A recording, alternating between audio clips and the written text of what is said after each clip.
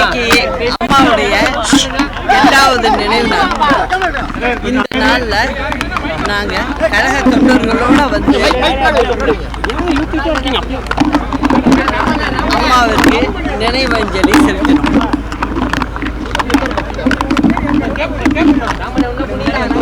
புரட்சி தலைவரும் சரி, அம்மாவும் சரி, ஏழை எளிய மக்களுக்காகவே வாழ்ந்துவிட்டு சென்றவர்கள். அவர் இன்று மறைந்தார் என்றாலும் தமிழ்நாட்டில் உள்ள எல்லா வீடுகளிலும் நிறைந்திருக்கிறார்.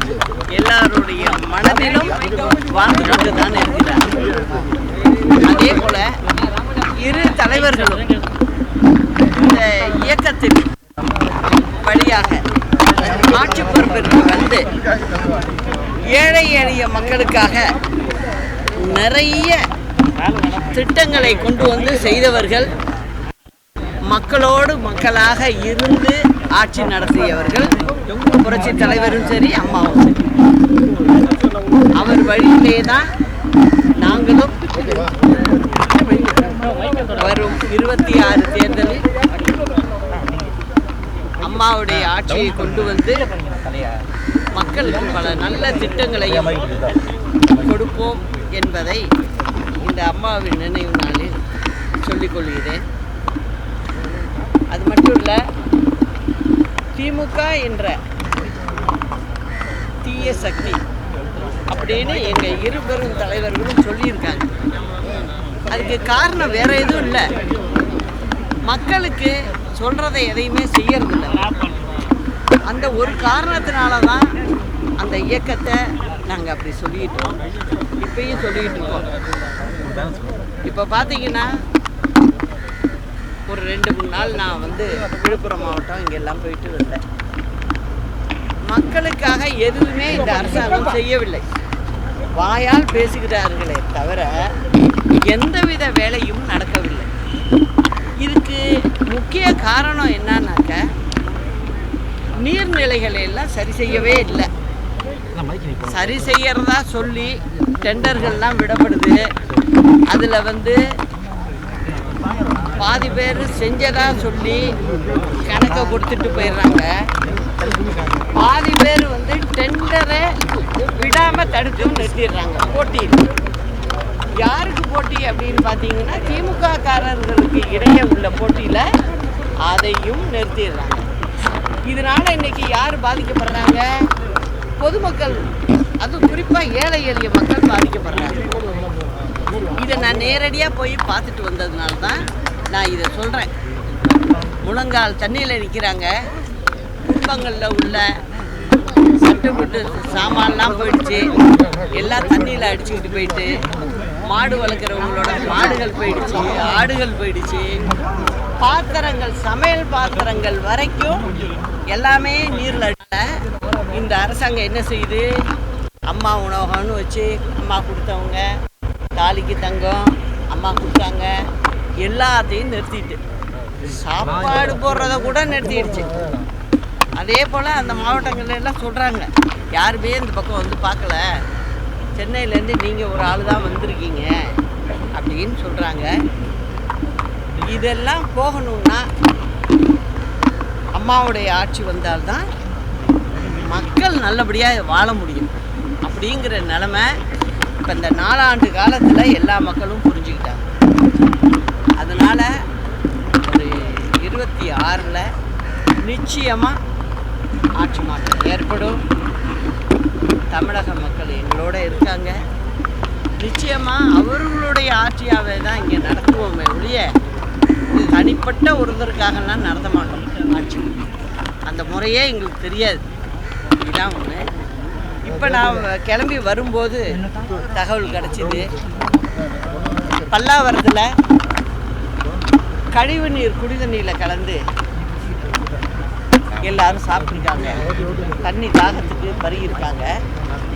அதில் வந்து திரிவேதி, வரலட்சுமி, மோகனரங்கம் அப்படிங்கிறவங்க இறந்து போயிருக்காங்க மருத்துவமனையில். இன்னும் 30 பேருக்கு மேலே இந்த அட்மிட் ஆகியிருக்காங்க. அதில் 4-5 பேர் உயிருக்கு போராடிட்டு இருக்காங்கங்கிற தகவலும் வந்துச்சு. இந்த ஆட்சி பார்த்தீங்கன்னா சென்னையில் மெட்ரோ வாட்டர், மாநகரத்துக்கு குடிநீர் இதுக்குன்னு ஒரு துறையே இருக்குது, ஒரு அலுவலகம் இருக்குது. ஏன் உங்களுக்கு தெரியுதில்ல? தண்ணி வந்து கலந்து கழிவு நீரோடு வருதுன்னு தெரியுதில்ல? உடனடியாக நீங்கள் என்ன செஞ்சுருக்கணும்? இந்த ஏரியா பல்லாவரம் இந்த மாதிரி பாதிக்கப்பட்ட இடங்களில் மெட்ரோ வாட்டர்லேருந்தே, சென்னை குடிநீர் வாரியத்திலேருந்தே லாரிகளில் போர்வெல் தண்ணியை எடுத்து கொண்டு வந்து ஒவ்வொரு லாரியாக அந்த இடத்துல நிறுத்தி இருந்தால் அவங்க அதில் தண்ணி குடிக்கிறதுக்கு உபயோகப்படுத்தியிருப்பாங்க. இன்னைக்கு இத்தனை உயிர் பலி ஏற்பட்டிருக்காது. ஆனால் நீங்கள் பார்த்தீங்கன்னா இந்த திமுக அரசாங்கத்தினால மக்கள் அவதிப்படுறது ஒன்று, உயிர் பலி வேற வருது. இதுக்கெல்லாம் என்ன காரணம் அப்படின்னு பார்த்தீங்கன்னா இவங்களுக்கு ஆட்சி நடத்த தெரியல. அதிகாரத்தை எந்த அளவுக்கு துஷ்பிரயோகம் பண்ணணும்னு திமுககாரவங்க இருக்காங்களே ஒழிய ஆட்சி அதிகாரத்தை ஒழுங்காக செய்யாமல் இருக்கிறதுனால தான் இப்போ வர்றப்ப கூட இந்த 3 சாவு ஏற்பட்டுச்சு அப்படிங்கிறத சொல்லிக்கிறேன். இந்த அரசாங்கம் இப்போ கூட நான் சொல்லிட்டேன், இந்த பல்லாவரம் இந்த சைடெலாம் சொல்கிறேன். அதே போல் வந்து வெளியூருங்களில் மாவட்ட தலைநகரங்கள்லாம் நகராட்சி அங்கேருந்து தண்ணி லாரிகளில் கொண்டு போய் வச்சு முதல்ல வழியை பாருங்கள். அப்புறம் விழுப்புரம் பக்கத்தில் இருளர் காலனிக்கெல்லாம் போனோம். அங்கே அவங்க படிக்கிற சர்டிஃபிகேட்டு, முக்கிய தஸ்தாவேஜுகள்லாம் வந்து தண்ணியோட போயிருக்கு, கொஞ்சம் நினைஞ்சு போயிடுச்சு. என்னையே அழைச்சி பண்ணி காட்டுறாங்க. கொஞ்சம் வெயில் வந்திருக்கு, எல்லாம் பாயில் எடுத்து காய வச்சுக்கிட்டு. அதனால இந்த அரசாங்கத்தில் மாவட்ட ஆட்சித்தலைவர் கவனம் எடுத்து, முதலமைச்சரும் கவனம் எடுக்கணும். அந்த மாதிரி அவங்களுடைய தஸ்தாவேஜுகள் எதுவாக இருந்தாலும் போயிருக்கணும்னா அதுக்கு ஒரு ஸ்பெஷல் ஆஃபீஸரை போட்டு அவங்களுக்கு திரும்ப அதை புதுப்பிச்சு கொடுக்கணும்னு நான் சொல்லி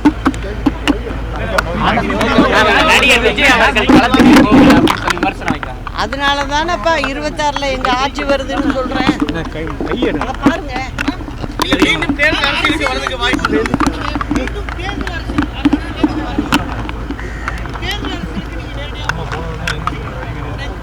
ஏன் கவலைப்படுறீங்க? ஆட்சியே அம்மாவோட வச்சுதான். நான் தான் பார்த்துட்டே இருக்கேன்.